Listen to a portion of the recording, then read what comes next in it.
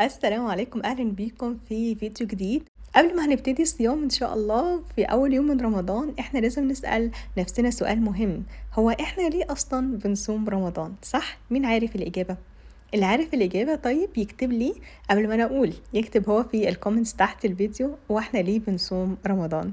أول سبب وأهم سبب إحنا بنصوم علشانه هو إن الله سبحانه وتعالى قال لنا إن إحنا نصوم.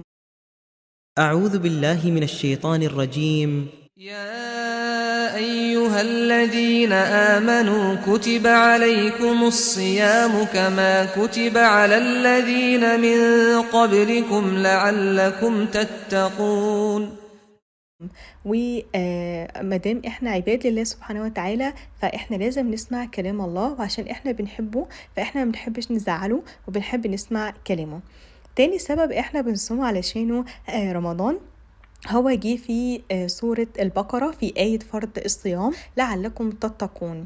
يعني تاني سبب هو التقوى. طب هي التقوى دي كلمة صعبة عليكم صح؟ تعالوا نقربها مع بعض. التقوى هي ان احنا نعمل كل حاجة ربنا سبحانه وتعالى امرنا ان احنا نعملها وبيحبها، وان احنا ما نعملش اي حاجة الله سبحانه وتعالى قال لنا ان احنا ما نعملهاش ومش بيحبها. طيب ايه علاقة الصيام بالتقوى؟ احنا بنعمل ايه في رمضان في الصيام؟ احنا بنمنع نفسنا عن ان احنا ناكل او نشرب من شروق الشمس لغاية الغروب، صح؟ يعني احنا بنعلم نفسنا ان احنا نصبر، وبنعلم نفسنا ان احنا نتحكم في نفسنا ان احنا نعمل حاجة معينة او نبطل نعمل حاجة معينة.